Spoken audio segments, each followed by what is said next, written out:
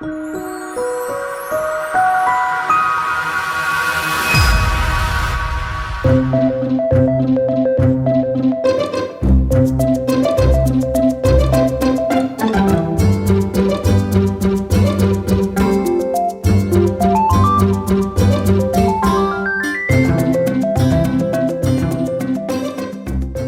evening, everybody. Welcome to Google Classroom Training for Parents. I am Ann Coates. I am a member of the History Department at Hanover High School, and I'm also a Google Certified Trainer. So when I'm not teaching, I train teachers on the essentials of Google Classroom and all the Google apps that we can use in the classroom. So my goal for tonight, my hope, is that we can help parents help their kids be organized and keep tabs of their work, make sure their kids are doing what they're supposed to be doing, and we can kind of do that and give you some tips and tricks along the way. So I have the slideshow prepared for us, but I'm going to toggle between the slideshow and then showing you what a student account would look like. So we're going to go back and forth. So I'm going to be sharing different screens throughout the training. This is being recorded, so in case you have to hop off early or whatever, you can go back and revisit it if you have questions, and I'm sure they'll send you out the link in the next few days, and that's done. So let's get started. So here's what we'll be looking at tonight. So we're going to focus on a few major basics that I think will really help parents. So we'll look at different ways to log in. We're going to look at how we can navigate Google Chrome, which is Google's browser. And then we're going to get to the meat of Google Classroom, how to find your assignments, how to do assignments, how to turn them in, how to mark them as done, how to look at the feedback, all of that. Then we'll take some time and look at Google Drive, which is where a lot of assignments and files seem to end up, and we have to get them out of there and post on Google Classroom. So we'll look at that for Google Drive, and we'll look at some of the other G Suite apps just to kind of get you familiarized on how kids can use those within Google Classroom. And then lastly, and I feel like this is the most important part, is what happens when there are hiccups and how do we troubleshoot for those hiccups. So we've got a lot going on, and I hope that along the way you can save your questions. And I'm going to take questions at the end so that we can, you might get a question answered during the training, so that you might have, but save your questions along the way, and then we'll do a Q&A at the end. So you can see what's happening. All right, so here we go. So let's talk about logging in. So there are several ways to get to Google Classroom. Our youngest students are most adept at signing in with the Clever login badge. And here's an example of what that looks like. So if you are at center school, for example, your kids are pretty familiar with this screen. And this is easily found at Hanover Schools under the Students tab. So in case they can't quite remember how to get there and they're on a remote day, hanoverschools.org, and you go to Students tab, and you have your Clever login right there. So that's one way that you can log in. The next way is to simply go to classroom.google.com, and that's the Google Classroom website. Go on there, you log in with your login information, and then just bookmark it. And as you can see here, I have the bookmarks all up here for my own work in the classroom. Got my Google Classroom bookmarked right there. So that would be a real good tip or trick, is to, once you get into the Google Classroom, to just bookmark it. And so you always know where it is. It's in the same place.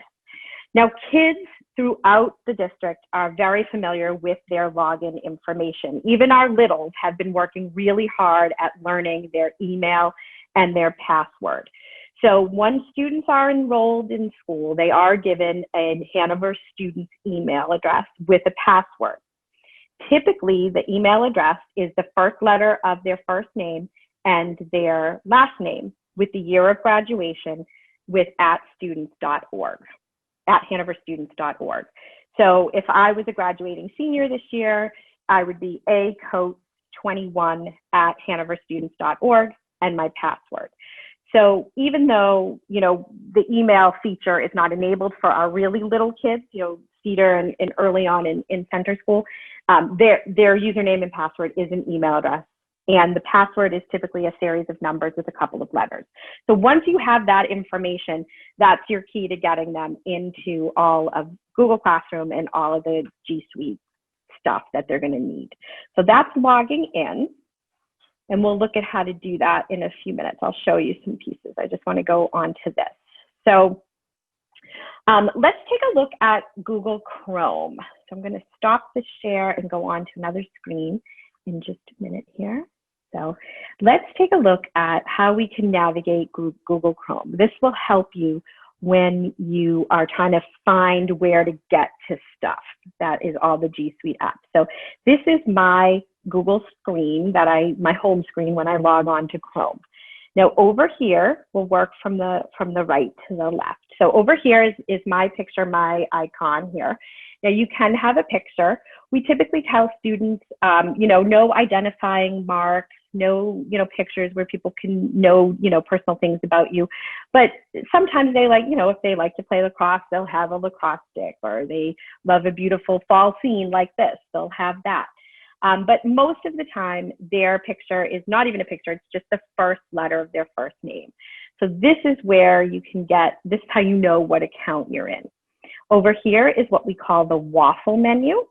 And this is where you can get all of your G Suite apps. And right here is the Google Classroom app. So if I clicked on this, that would bring you to my teacher Google Classroom. Now, one of the best things about Google Classroom and the G Suite and using Chrome is that you can toggle between different accounts. And I can't even tell you, as a parent of a 4th grader and a 6th grader, we live in East Bridgewater, which is also a Google school, Google Schools. It is the best thing to be able to go between 2 different accounts. So for example, if I click here, this is my Google account, but you can see here I've got my kids. So I've got my 2 kids here, Sophie and Andrew. I have Sophie's personal Gmail account, so we can keep tabs on that. I've got the test student, which is really how we look at the student view of Google Classroom. I'm the yearbook advisor, so we've got that account, and then this is my personal Gmail. So this is really a lifesaver when you can toggle between and among the different accounts, because you can check in on them. So I'll just give you an example. So here I can go into Andrew's, my son, who's in 4th grade, and I can get to his Google Classroom. Super easy. Let me internet here. So here's his Google Classroom, and you can see, and I have his permission to do this. So you can see that here is his homeroom teacher, Mrs. Barra, and then his specialist from last week, his specialist from this week. So I can get into his classroom. You're basically impersonating the child, which sounds sort of invasive, but you're really just trying to help them and figure out what they've done and what they need to do and how to do that. So let's go back to our piece here. So the biggest piece, if you take nothing else away from tonight, is to get into your child's account and kind of be able to toggle on Google Chrome. So this next slide gives you instructions on how to do that. And I won't read through the instructions. I'll just tell you that we'll make sure we get this out to you so you can try this out if you feel like this might help your family. So here is what I just did. I showed you on the Chrome browser that you can toggle in, and this one is on the Chromebook. Now you can do the same thing. You can navigate on the Chromebook between the different accounts. It just looks a little bit different, but you're logging into the different accounts, and then you can just click on them the way you saw that I did. So it really is super helpful. I would say that if you're going to use a Google Chromebook that is school issued, only use the student accounts on those Chromebooks. We want to keep that, because we can see they're very highly monitored, those school issued Chromebooks. So keep that in mind. We try and tell the kids, keep your school stuff on your school devices. All right, so let's get into Google Classroom and the topics we're going to look at here. So I picked the topics that I thought parents would really be either struggling with or want to know more about. So when you log on to your Google Classroom, as you saw with my son's classroom, you see a series of what we call tiles here. So this is our test student. So we have a fake student that was set up because, unfortunately, Google Classroom doesn't have a student view button or even a family portal button. So our magnificent Mr. Plummer set us up an account where we can have a test student so we can see the student view. So that's what we're going to use tonight. So you have here all the different classes that a student takes. So for an older student in high school, you might see 6 or 8 classes. They have their core courses and then they have their electives. But even our younger students would have maybe 2 or 3 or 4, depending on how the classroom teacher has it organized. So you might have one for ELA, you might have one for math. There's specials, science, social studies. You could have, depending if you're working on a special project, you might have a separate Google Classroom for that. So you would log on and see a series of different tiles. So we're going to look at a couple of different things within Google Classroom. We're going to see how to navigate topics and assignments, which is this middle screenshot. And then here we're going to get really granular and look at an assignment. So let's do that. I'm going to toggle to a new screen to show you in live time our student. Hold on one second here. All right. Okay. So here is this. You should be able to see our test student account. And so he's in a number of classes. He's very busy. You can see AP Psych, World History, things like that. You can see all the different courses that he's taking. But let's go into my AP Psych class here, and we'll see what he sees. So here is when a student clicks, or when you click on Google Classroom, you're going to end up at the home screen, which is the stream. Now, when I train teachers on Google Classroom, I tell them to use the stream sparingly, very, very, very sparingly. And the reason for that is because after just a few assignments, like a week's worth of assignments, it's just this running litany of stuff. And it can be really hard to find it for a child, right? It's hard for us as adults sometimes to scroll through and find some things. So I tell teachers to use the stream sparingly, if at all. Where you want to be is in the classwork. This is where all the action is. So let me give you a little quick tour so you know what you're looking at here. So over here, these 3 lines, this is all the classes that your student is enrolled in. Over here, to the left are topics. So you've got, right now at the high school, we're organizing our learning this year via weeks. So you can see I have week 1, 2, 3. I have one for important information. And they're also here with all the information listed on it, all the pieces that you need here. So we just started week 3 today. So I have a series, a couple of things here. But let's take a look at test student and some things that test student has done or not done. So you can take a look at it. Let's look at one that test student has completed. So that is this. So when I click on the free response question number 1, I get like a thumbnail view almost of the assignment. But this is not enough. Like, you want to see the whole assignment. So you want to make sure you click on view assignment, and this is where you want to be. So this is what the typical elements of an assignment have. The title, the point, but it doesn't have to be graded necessarily. When it's due, the instructions are right here. And then whatever materials the teacher wants them to have. So teachers have the option of giving each student a copy of the worksheet, materials, slideshow, whatever it is they're using. They have the option of just a view only. And then they have the option of having all the kids work on the same document or slideshow at once. And it really just depends on the teacher's, what they're trying to get out of the lesson for the student, what they want the students to get. So it really just depends on what the teacher is doing. So over here is the student's work. Now you can see that test student has submitted an assignment, and it was submitted late because it was past the due date when test student submitted it. But let's say the student wanted to fix something on there or didn't finish what they thought they needed to finish. You always have the option to unsubmit. And I always say this to students, that you can always unsubmit if you need to. And so that releases the work so that the student can add to it. They can add, additional files or add to the actual doc itself.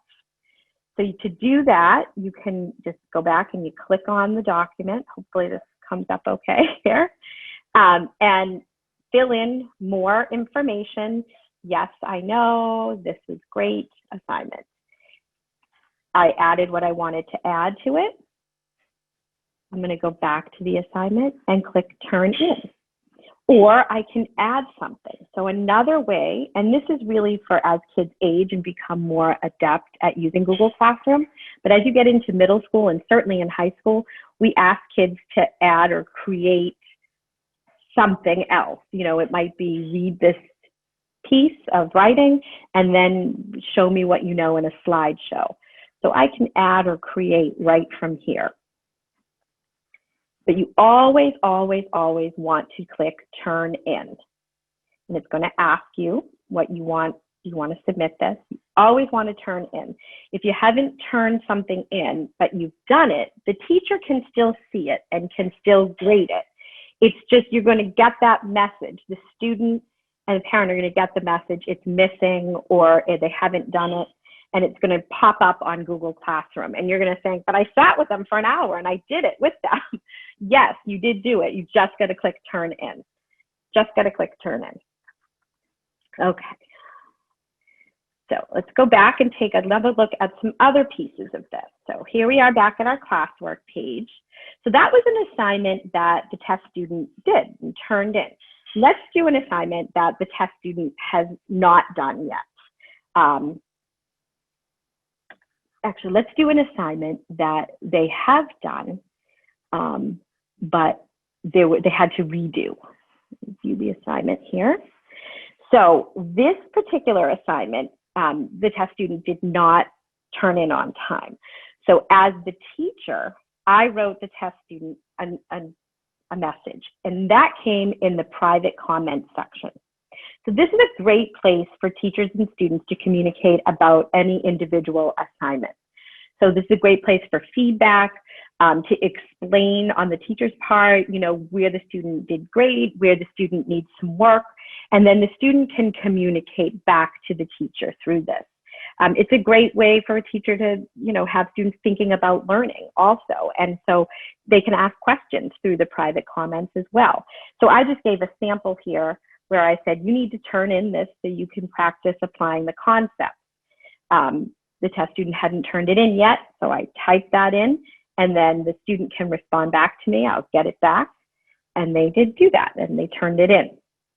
So this is where you can find feedback from your teachers, from the classroom teachers, is right in here. Again, going into your younger student's account is really a great tool to use to help them navigate where can they find the feedback. It's really helpful. I can't say that enough. Okay, so I'm going to go back to our slideshow here.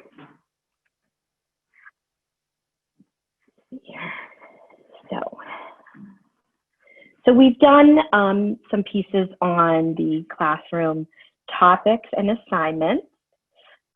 So we've done here our feedback down here we looked at, and making sure that you click turn in, or submit is so very, very important so that the teacher knows that the child has done it and you won't get that message that what they didn't do it, because you know that they did. You know that they did. I'm just going to bring this down a bit here. Okay. We talked about private comments, and I think that that is another key piece. I think that when we are giving feedback to our students, we are hoping that they are reading it for sure. And they do communicate a lot via the private comments. Give the private comments, it sort of functions like an email in that, if you're not getting the notifications on the phone, either side, if you don't have the app on the phone, and you're not getting the notifications, you won't necessarily see it until you log into Google Classroom. So that's a key piece too. It does sort of function in similarly as how an email does. Okay, so let's talk about how we're going to locate files in Google Drive. Let me put this here. So your Google Drive, for those of you who are familiar with just a regular old hard drive on your Mac or on your PC, the Google Drive works the same way, or very similarly, I should say, except it's online. And with our school email account, so teachers and students, we have unlimited space. So we can use as much space as we need for our files and our videos and all of that. And so it's really great because you might have a personal Gmail account where you can see the space getting filled up really quickly. So your drive is where you keep your files, just like on a hard drive. And so what I've done here is I've just shown you go to your Waffle menu. Here are all your G Suite apps, and Google Drive is one of them. And that's where your files are stored. You create a new file, that's where it goes. And then down here is just the organization of it. So I will show you test students Google Drive so we can take a look at that. So here's his Google Drive, and you can see here it's in list form right through here. And you can see he's got folders and he's got different files here. I can change this. This is really helpful for kids who maybe are just learning how to read or who maybe didn't name their file. You can go to a grid version and they can see sometimes they know what an assignment looks like. They don't necessarily remember what they named it. So this is here. But when in doubt, you can always run a search in Drive, and that will help you. So how does Google Classroom and Google Drive meld together, and why is that important to know? So I will show you. So let's go back here to our test students Google Classroom.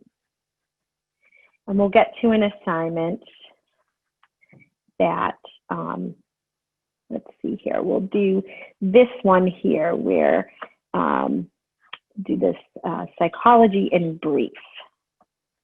Do that one. Yeah, we'll do this review activities. That is a little bit easier. So again, here I am. I get this thumbnail of the assignment. I want to click View Assignment. We can see that the test student hasn't done anything. So test student hasn't completed anything, although he may have. He just may not have clicked Marked as Done. But right now it says Missing. So let's say I, as the teacher, wanted them to do some review activities, but I wanted them to add a video of something they did that they showed me, or I wanted them to add a slideshow of something they showed me. I would have them add and then go to the Google Drive and navigate in the Google Drive, just like this. Here's the Google Drive, where they would be. And they can just pick whichever one they need or want, and then that will attach here, mark as done or submit. And there you have it. They have submitted that work. They have submitted their assignment. All right.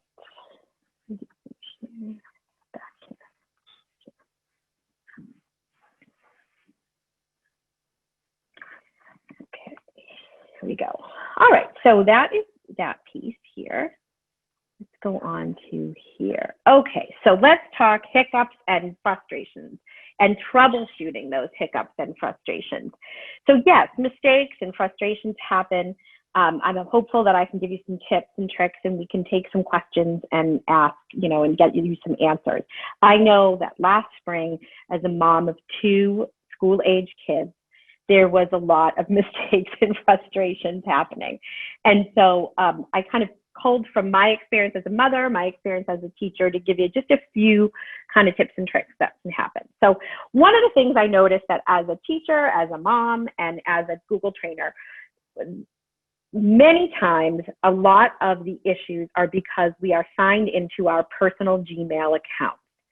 So I know I told you at the beginning of this whole thing to sign into your kids' accounts, and you have your account up and going among and between all of those. And yes, that is a super helpful tool to have, but sometimes it just doesn't work for you in a particular issue. So you might be downloading something or trying to open something from your son's Google Classroom, but it keeps coming up in your daughter's Gmail account. And you keep thinking to yourself, why is it going there? I'm opening it up in my son's Google Classroom. Whatever the reason is, it doesn't matter. Just log out of everything and then log back in to the account that you want. Sometimes it just gets its wires crossed, especially if you have several open. Like I sometimes could have 7 or 8 accounts open, logged on that I'm going among, and it can get cumbersome. So just log out of everything, and that will help you. So I'll just show you quickly how to do that. Sometimes that helps a lot, actually. Here. Whoops, sorry. Go back here. So here is my, here's everything you would click on. Here's your test student. This would be your picture, your initial, and then just sign out. And you can have an option to sign out of every account.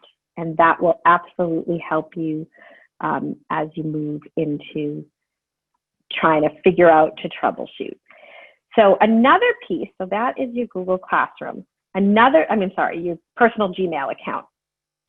Another piece that happens a lot is something is in view only. Something gets posted on Google Classroom, a slideshow, a Google Doc, a Google drawing, whatever it happens to be, and it's view only. And the teacher wants your child to be able to type on it, and you can't because it's view only. And this actually just happened to me in class yesterday. I had a class of juniors sitting in front of me, and they are not shy. And I wanted them to answer some questions, and I made it view only. And of course they said, oh, Ms. Coates, it's view only.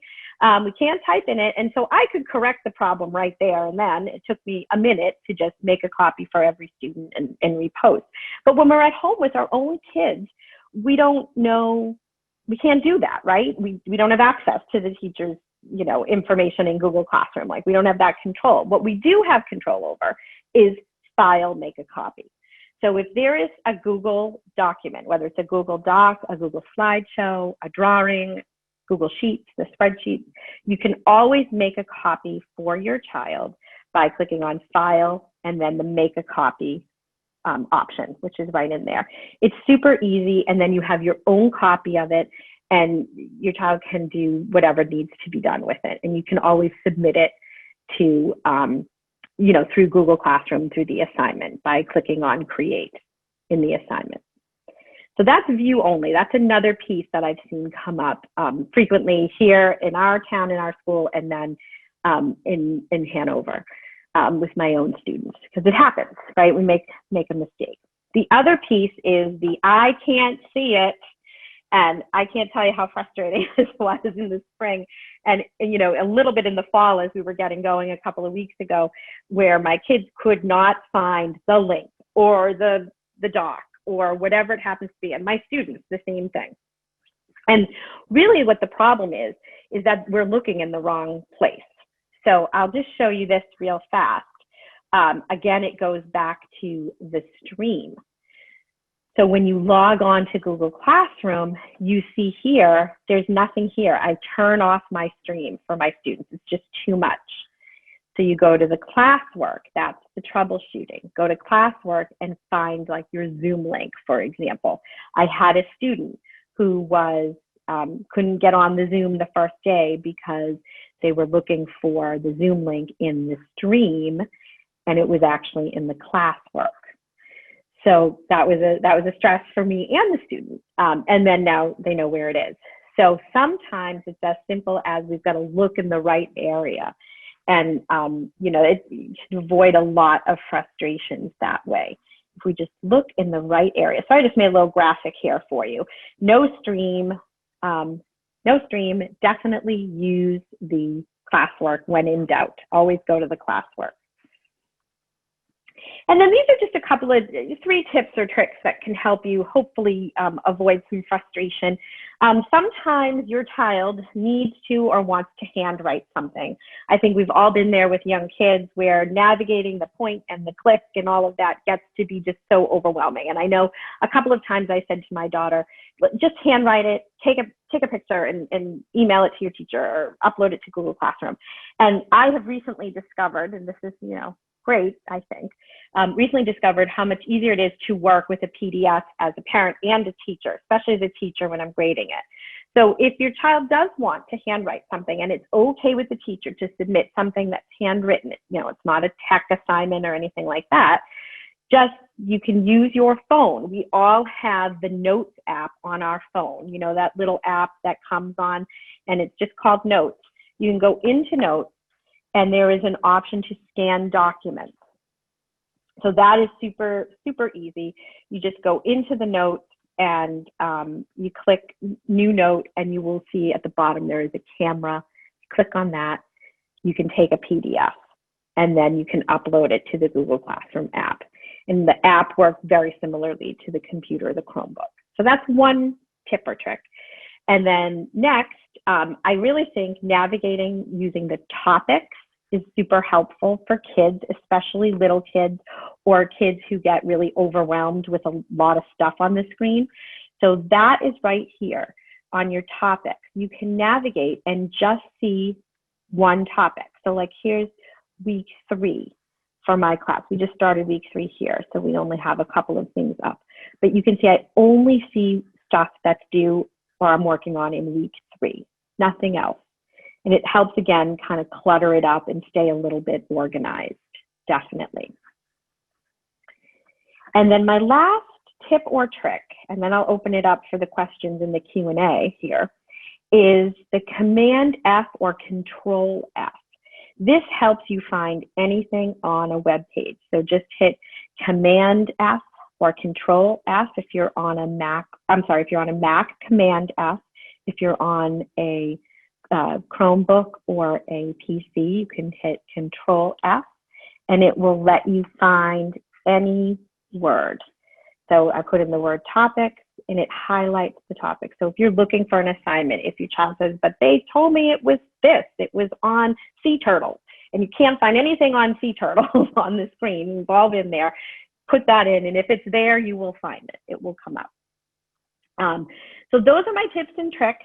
And, when in doubt, if you've tried all the troubleshooting that we've, looked at and tried to do for tonight's presentation, when in doubt, if you still can't figure it out, you can always put in a help desk ticket.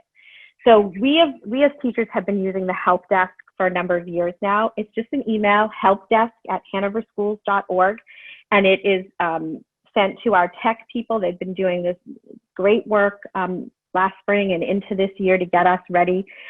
They will help you. And sometimes it is something that only the help desk people can work on. For example, I had a teacher at the high school recently who had no video option on her Zoom.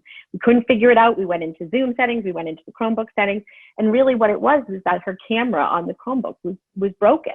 So that's only something that the tech people can really help with, fix the camera or get an additional Chromebook. So sometimes it really is something that needs to be replaced or fixed.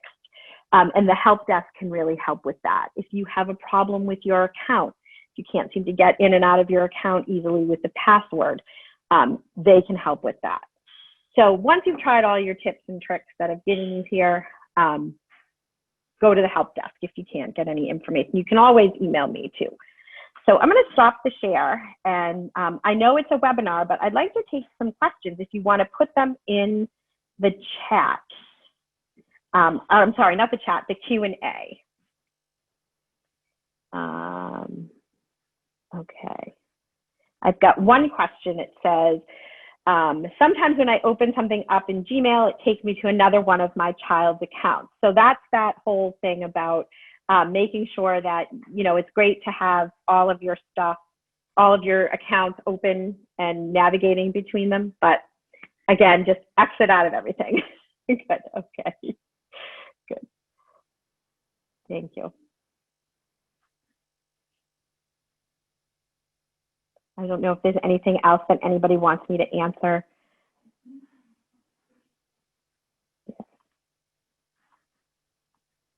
Any other pieces to Google Classroom I can show you? Sometimes it's easier. Can you show us again how to get started with login? Absolutely. So we're going to, I'm just going to move this here, and then I'll share the screen. Hold on one second. Go to the screen here, share.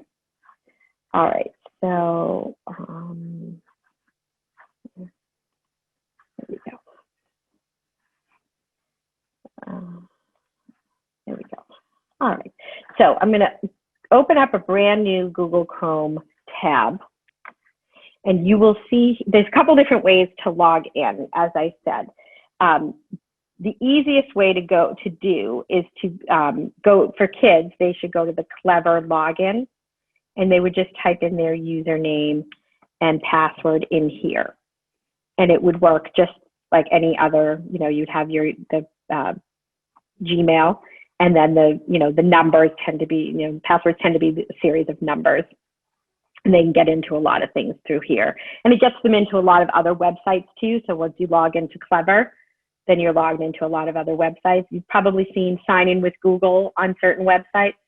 That works too. Same idea. Or you can go to classroom.google.com, and this will bring you to my classroom. But if you say have a couple of different students on there, if I could add on here, I'll walk you through this. Add another account. And I can use another account here, another account. And I can sign in as, this is my personal Gmail, so I can sign in with that. And I can put, type my password, next. And then I will come to Google Classroom here as we get on there. So there you go. That's signing on. And then once you're on, I would just bookmark it. And bookmarking is really easy to do. You just go to the website that you want bookmarked, like your Google Classroom site, and you click this star right here. And you will be asked to, name the tab. So I would just call it Classroom. And you want to keep it on the bookmark bar, which will have it here. And you'll be good to go. I have a lot in my bookmarks. I've got to clean up my bookmarks a little bit. So you can also get to once you have logged in, you can get to your all your G Suite apps right up in here with this waffle menu right here. They call it, because it kind of looks like a waffle a little bit. And all those pieces all are in here. All the things that the teachers would need kids to use in G Suite would be here. Okay, the question is, can I access my child's email account within Google Classroom, or do I have to open a tab and go to Gmail? You can do it right from once you're logged into Google. So I'll show you in the test student here. Let's do this here. I'll show you his email.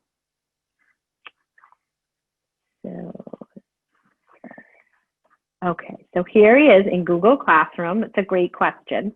Here's the Google Classroom. Here's your waffle menu again. You click on the waffle menu, so Google Classroom, waffle menu, Gmail right here. It's usually one of the first ones. And it will pop up.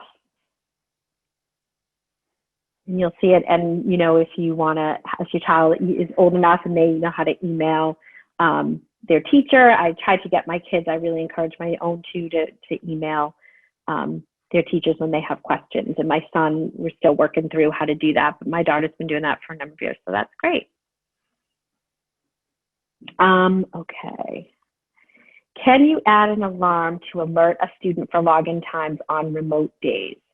I don't think there's nothing that's built into it with that. I mean, of course, you can set a timer if you wanted to, but there is no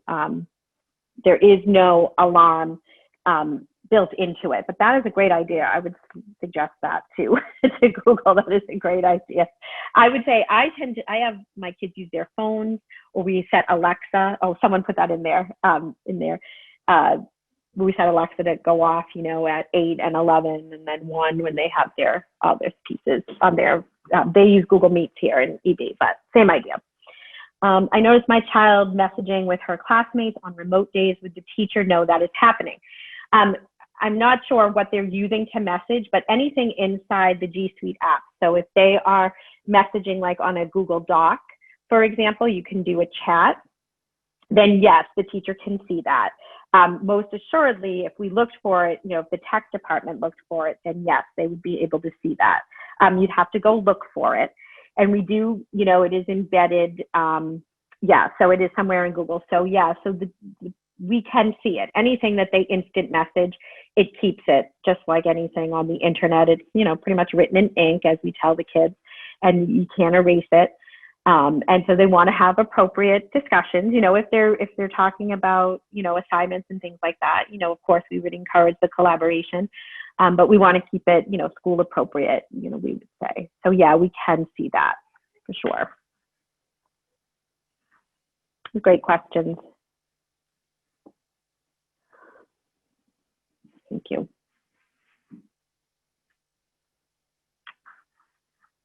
Excellent. Any other questions anyone has?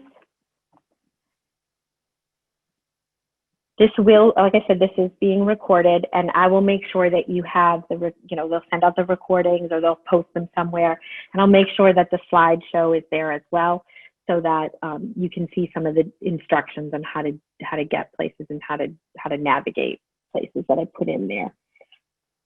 Hopefully this has helped you at least give you an overview. If you have any questions at all, feel free to email me. I'll put my email address up on there again. You can see here, acoates@hanoverschools.org. Pull this up here. What happened here? Let's stop the share.